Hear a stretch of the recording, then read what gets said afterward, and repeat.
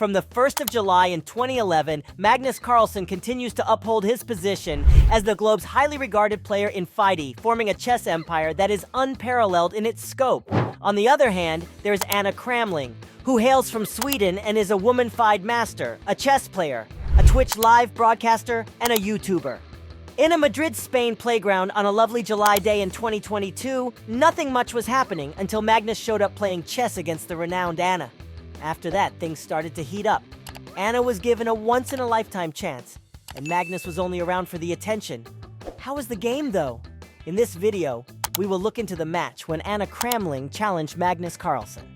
Let's get started. Chess Masters in action, Magnus and Anna's early moves. In an upbeat frame of mind, Magnus opened the match by making his most recognizable move, sending his pawn to d4. Anna promptly reacted by moving her knight to f6, while Magnus did likewise with his second pawn to c4. A shift to the Catalan opening was noted by gradually adding more elements.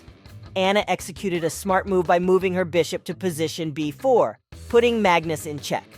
He responded by deftly blocking the check with his knight on c3 while also advancing his piece. When Magnus did this, Anna's bishop moved into a position where it trapped his knight, threatening the freedom of his king if he tried to get away. After thinking, Anna moved her piece to c4 to seize the pawn there, while Magnus advanced his bishop to g2. Anna waited slightly to consider her options and then moved the knight to position d5. Anna was able to take a rook once the dust settled, since Magnus's king was in check. Magnus attempted to defend himself from the assault by repositioning his bishop. Castling was an action that both sides took to protect their kings. Then Magnus threatened Anna's knight by moving a pawn to e4. She made the poor decision to swap knights on c3, as it is usually not wise to give up an appropriate piece in return for another in a less crucial spot. The rook safety and pawn advancement.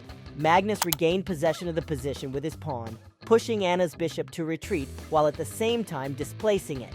Next, Magnus moved his pawn to position a4. Magnus took the pawn on c4 with his knight after several shifts, and Anna responded by moving her pawn to e5.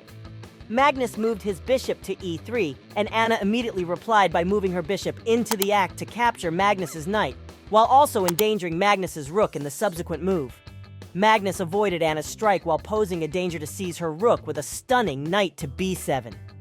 Anna repositioned her rook, allowing Magnus to advance a pawn and threaten her bishop.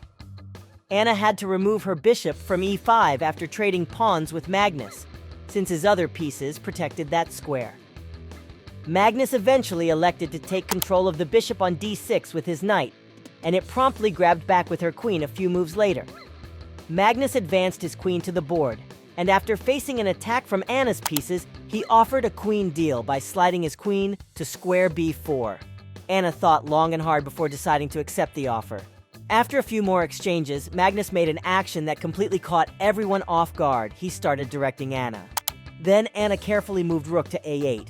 The final checkmate, Magnus's masterful move. As soon as Magnus moved the knight to d5, he certainly gained an edge, but initiated an offensive play that she was unprepared for.